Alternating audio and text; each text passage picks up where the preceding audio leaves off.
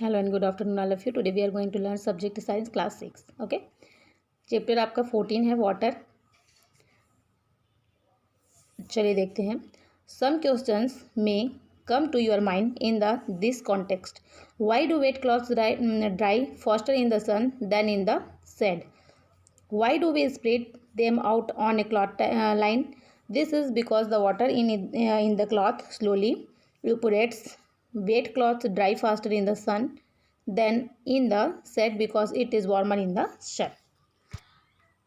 आपके पास कभी ये क्वेश्चन आया है कि आपको कि आपके दिमाग में ये क्वेश्चंस आते होंगे, है ना, कि कुछ सवाल अगर आप सोचोगे, अगर थॉट करोगे, थिंक करोगे, तो आपके दिमाग में कुछ सवाल आएंगे, है ना, कि गीले कपड़े कैसे सूख जाते हैं, है ना। छाया की तुलना में अगर बरसात का दिन होता है तो हम जानते हैं कि हमारे कपड़े नहीं सूखते हैं, है ना। और जब सन जब रहता है तो आराम से इजीली कपड़े जो है सूख जाते हैं और जल्दी सूख जाते हैं। तो ऐसा क्यों होता है? तो ऐसा क्यों होता है, इसका कभी आपने सोचा है कि ऐसा क्यों होता है ना।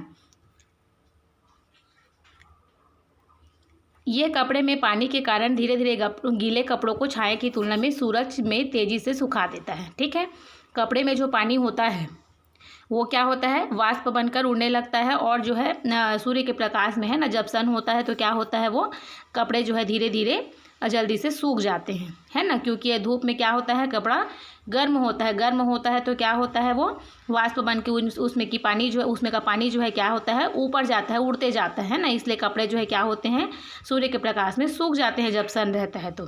ठीक है। Water vapor condense from water. Take water in a bottle and add a few ice cube to make the water cold. Keep the bottle aside from some time. What do you observe? You will observe a drop of water on the outer surface of the bottle.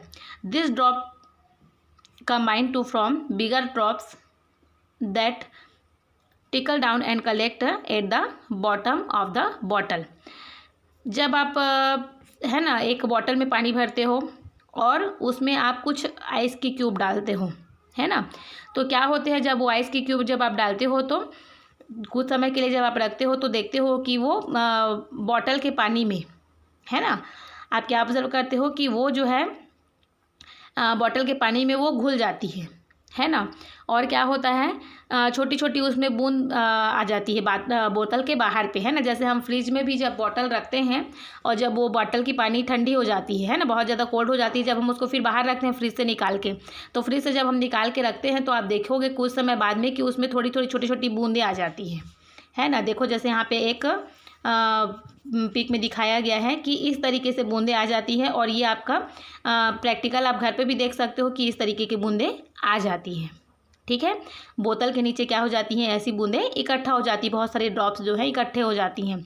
Do you know where the water drop come from? As the air in contact with the bottle cools down, the water vapor present in the air condenses from water liquid. Hence when water vapor is cooled it change back to water. This process is known as condensation.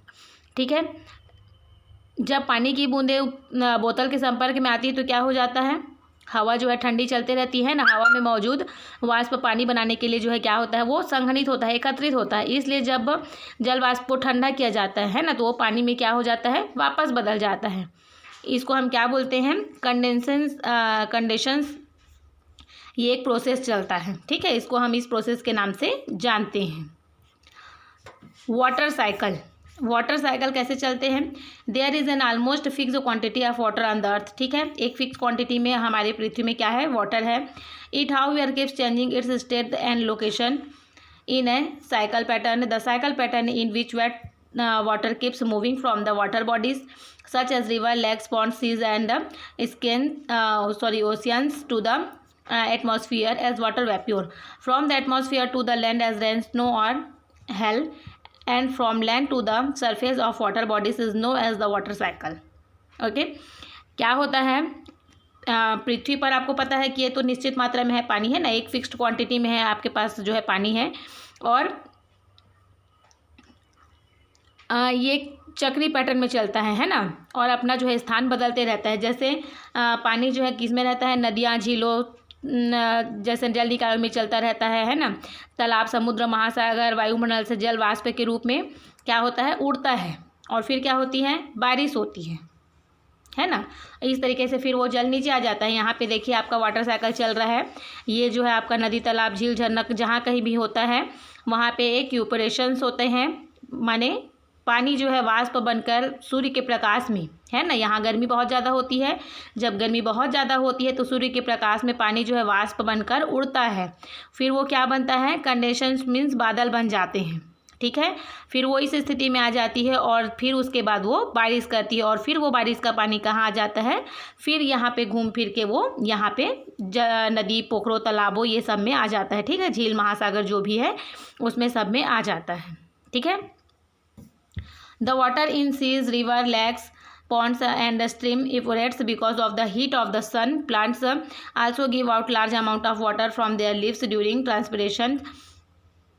Water vapor in the air rises up and on cooling conditions to from tiny water drops.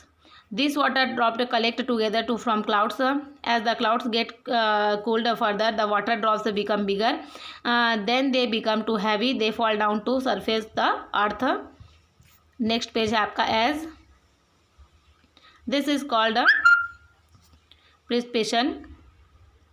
Precipitation in cold weather the water drops may freeze and fall as snow and sorry आप इसको book खोल लीजिएगा, are snow.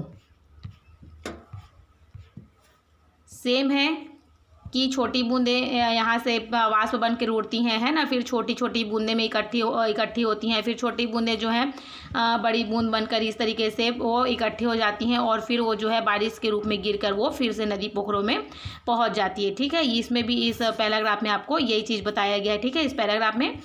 Next देखते हैं। Most of the rainwater runs down the surface and become a part of the water bodies like rivers and stream, which eventually leads to the ocean. This water is again heated by the sun and again evaporates, condenses and fall back onto the earth. This circulation of water in nature is a continuous process, ठीक है। Same condition है कि जब वो पानी फिर गिरती हैं और फिर वो उसी तरीके से फिर वाष्प बन के उड़ती है, फिर वो उसी प्रक्रिया में फिर छोटे छोटे कण जो है संघनित होते हैं, एक साथ होते हैं, फिर वो बादल बनते हैं, बादल बन के फिर वो बारिश होती है और बारिश होके फिर वैसी होती है। तो ये प्रोसेस जो है क्या है, नेचर का है, प्राकृतिक है। ये जो है नेचर चलाती है इसको, ठीक है। ये प्राकृतिक होती है, जो चीज़ें होती है उसको हम नहीं करते हैं, है ना। ये आपका पर्यावरण है, प्रकृति है, ये सारी चीज़ें वो खुद से करती हैं, ठीक है। और ये जो है नेचर में सर्कुलेशन जो है इस तरीके से कंटिन्यू चलते रहता है। ये प्रोसेस हमेशा होते रहता है, हर साल होते रहता है, ठीक है। Drought, can you imagine what you happen if it does not rain in a region for a year? The soil continue to loss water by evaporation and transpiration. Since it is not being brought back by rain, the soil become dry. The water level in ponds, lakes, and rivers to the region goes down, and some of them may even dry up. This may lead to drought. There is a shortage in drinking water. Crops fail due to scanty rain, and livestock is also affected. Such a condition is known as a famine. In drought condition, the land become dry and its top fertile layer is blown away by wind, leading to soil erosion. This further reduce crop production. As soil become infertile, it also become difficult to get food for the animals.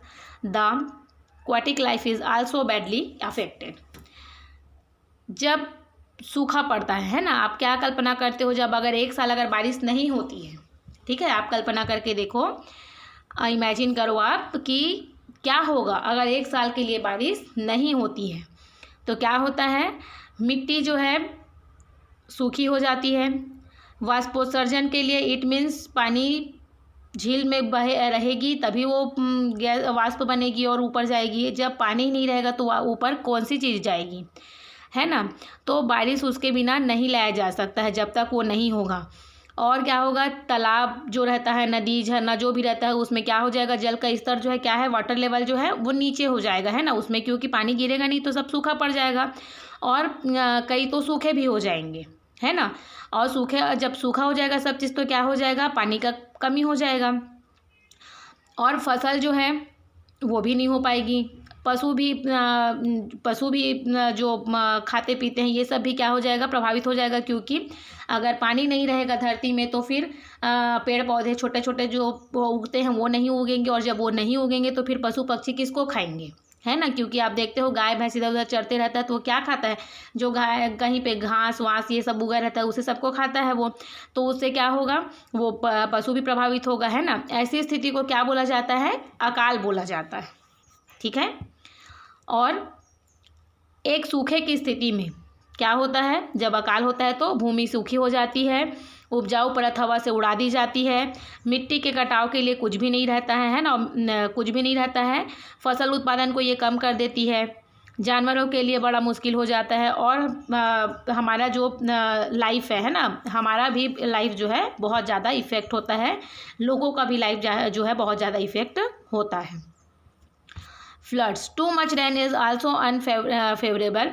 Excessive rain in a region leads to accumulation of water in lakes and rivers. Rivers overflow into adjoining land, resulting in floods. The water also floods agriculture and residential land, causing immense damage to crop, livestock, house and road. Electric line, water supply and communication network also get affected. In coastal areas, floods are caused due to cyclone and tsunamis. Okay, cyclone and tsunamis. अगर बहुत अधिक ज़्यादा बारिश हो जाती है ना, एक क्षेत्र में अगर बहुत ज़्यादा बारिश हो जाती है तो क्या होता है, वहाँ के नदियों और जो झील होती हैं वहाँ क्या होता है, पानी जमा हो जाता है। फिर क्या होता है, आसपास की जगह में भूमि में जो है पानी बढ़ जाता है, बाढ़ के स्वरूप, तो क्या होता है, परिणाम स्वरूप जो है बढ़ जाता है, बहुत सारा पानी हो जाता है, तो क्या हो जाता है, बाढ़ आ जाती है, ठीक है। जहाँ सिवनान वाले बच्चों को तो बहुत अच्छे तरीके से पता है, हमारे इधर के सारे बच्चों को, क्योंकि सिवनान में बाढ़ आता है ना। और उधर जो आसपास छोटे मोटे गांव है वहाँ पे भी बाढ़ देखने को मिलता है, और आपको सबको पता है कि उससे हमको क्या क्या चीज़ें हमारी नुकसान होती हैं। हमको सारे सामानों को अपने इधर उधर करना पड़ता है ना, और जाने आने का नहीं रहता है, लाइट नहीं होती है, नेटवर्क नहीं होता है, तो बहुत सारी चीज़ें होती हैं जो बाढ़ आने से होती हैं। तो यही चीज़ें इसमें बताई गई हैं कि घरों को नुकसान होता है, सड़कों को भारी नुकसान होता है, कृषि और जो कृषि जो किए रहते हैं वो भी पूरी पानी में डूब जाती है। जैसे अभी हमारे यहाँ आया था ना बाढ़, थोड़े से क्या हुआ था, पूरे खेतों में पानी भर गया था, जिससे क्या हुई थी, हमारी कृषि जो है प्रभावित हुई थी उसमें, है ना। और बहुत लोगों के घरों में पानी भर जाता है तो घर प्रभावित हो जाता है ना, सड़क का नुकसान हो जाता है, सड़कें टूट जाती हैं, फूट जाती हैं, लाइनें तो फिर आती ही नहीं है, पानी की आपूर्ति जो होता है ना, वाटर सप्लाई जो होता है पीने का पानी, क्योंकि पानी गंदा हो जाता है पूरा, इधर उधर से सब साइड से जब घुसता है पानी तो पानी गंदा हो जाता है, तो पीने का पानी नहीं मिल पाता है। नेटवर्किंग सुविधा तो ऐसे भी नहीं होती है ना, और जो है ये सब जो है चक्रवात और सुनामी के कारण होते हैं, ठीक है। अगर बाढ़ ज़्यादा हो जाती है तो क्या हो जाता है, चक्रवात और सुनामी भी हो जाती है।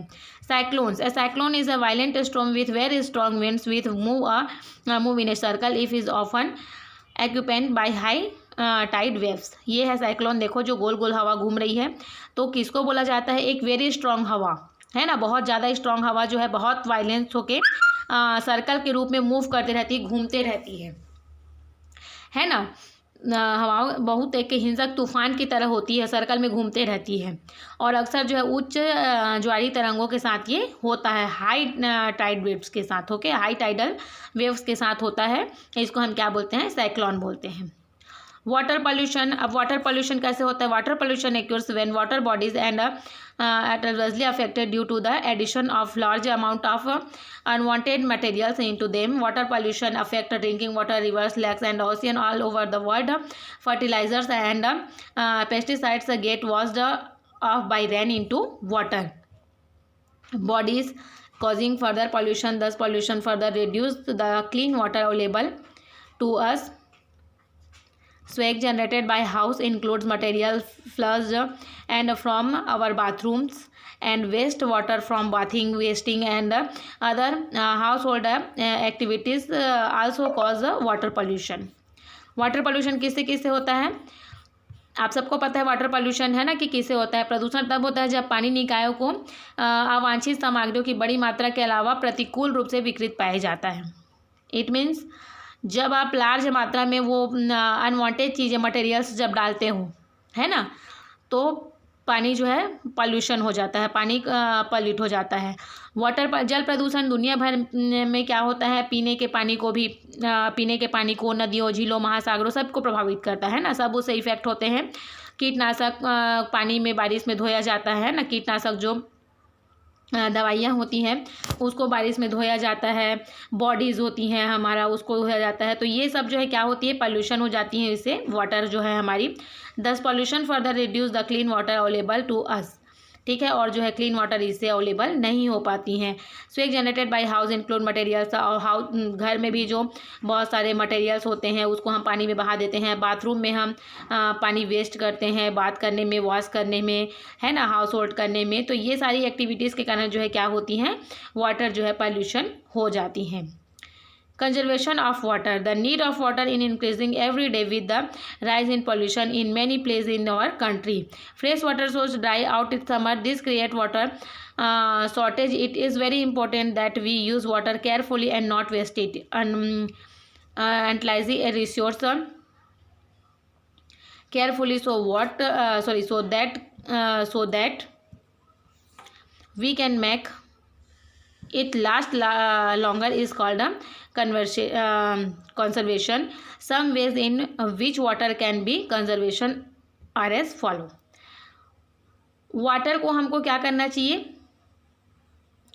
कन्वर्सेशन करना चाहिए. कैसे करना चाहिए, जब बारिश होती है ना, रोज़ हम क्या करते हैं, वाटर को वेस्ट करते हैं. प्रतिदिन हम उसको इंक्रीज़ करते हैं. इट मीन्स जो है पानी हम बहुत ज़्यादा मात्रा में खपत करते हैं, है ना. सारे कंट्रीज़ में, सारे प्लेसेस में जो है फ्रेश वाटर का जो सोर्स है वो गर्मी के दिनों में क्या हो जाता है, ड्राई हो जाता है, सूख जाता है.